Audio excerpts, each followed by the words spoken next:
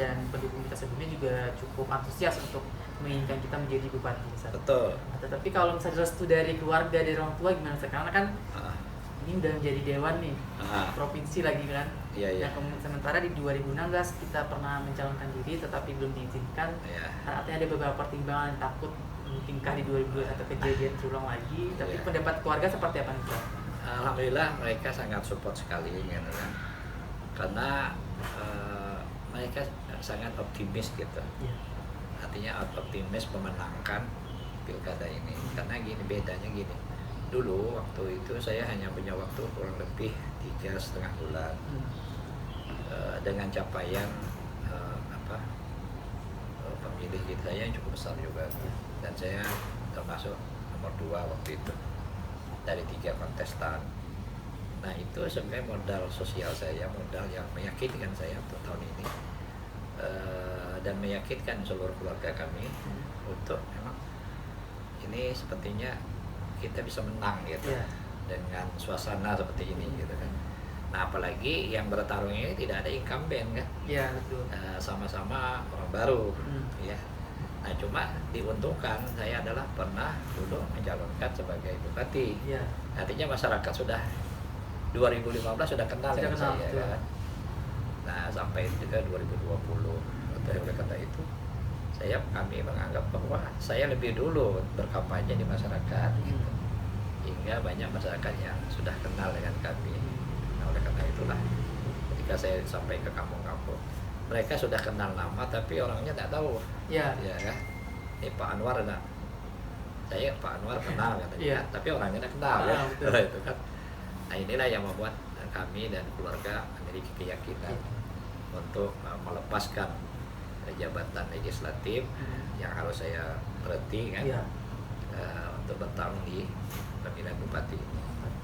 Nah, jadi pertanyaan tambahan, Ustaz. Ya, Hairan, ya, ini wakil sebagai wakil kita yang saat ini juga terpilih menjadi wakil bupati. ya, Nah, kenapa harus Hairan, Ustaz? ya. Apakah sebelumnya kita udah tahu Hairan juga menjadi dewan, Ya. kemudian suara juga bisa menjadi dongkrak kita Ya, menjadi bupati, betul. atau sebelumnya sudah cukup akrab bersama dengan Hairan, Ustaz? Iya, terus terang saja 2015 itu merupakan pembelajaran yang baik bagi saya, Iya. bahwa suka atau tidak suka bahwa Tanjung Jabung Barat ini ada hilir, ada hulu. Iya. Ya. Keterwakilan ini sebenarnya memang sudah tidak bisa kita tawar ya. Artinya mereka juga menginginkan ada keterwakilan siapapun orangnya gitu. Iya. Nah itu kemarin saya kan hilir-hilir gitu. Artinya di hulu saya tidak dapat suara sama sekali. Iya. Nah inilah yang membuat pembelajaran yang baik bagi saya ke depan untuk menjadikan wakil itu keterwakilan wilayah, itu satu. Yang kedua, kenapa Hairan? Hairan ini saya lihat pendatang baru dalam dewannya DPR. Kemudian juga suaranya juga cukup signifikan gitu.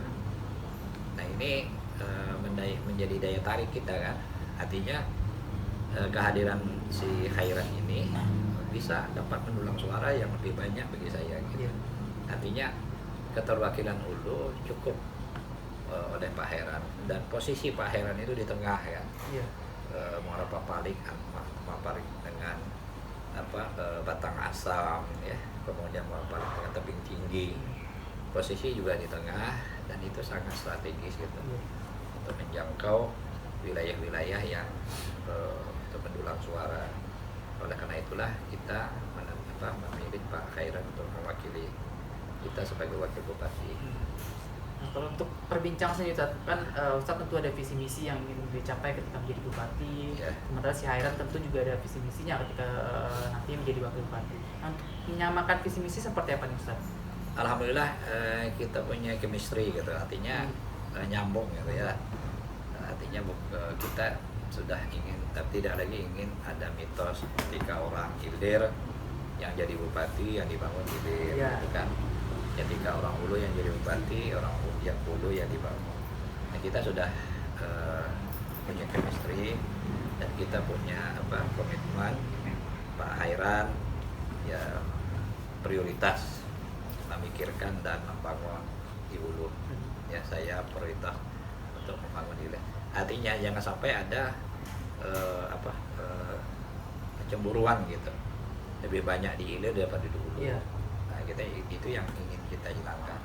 Jadi maka kami sepakatlah kemarin dalam visi misi itu, bahkan dalam debat kami sampaikan bahwa ke depan bupati dan wakil bupati itu membangun atas dasar kebutuhan masyarakat. Iya. Jadi mana daerah kecamatan yang selama ini belum tersentuh, itu yang kita bangun dulu.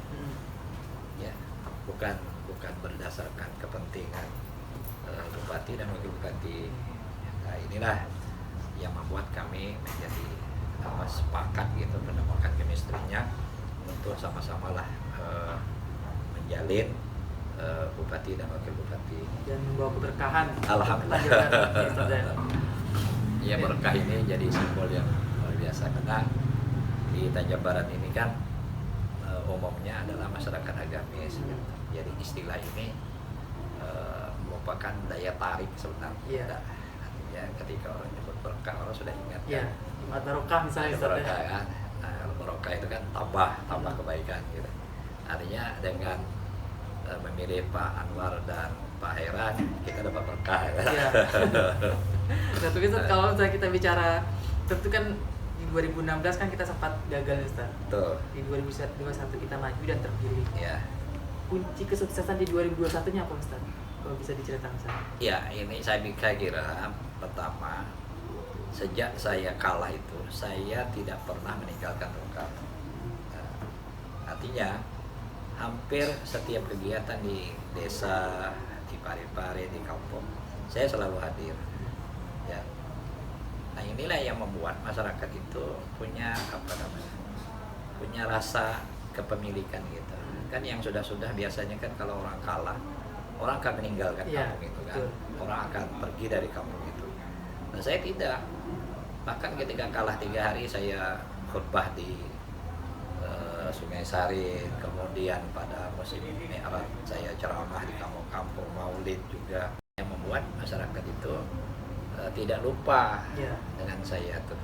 Nah, makanya kemenangan ini juga akan kami lanjutkan lagi dengan program, insya Allah setiap minggu saya akan khutbah di setiap masjid. Misalnya Jumat ini di sini, Jumat depan saya ke sini. Yang kedua, kami akan melakukan sambang desa.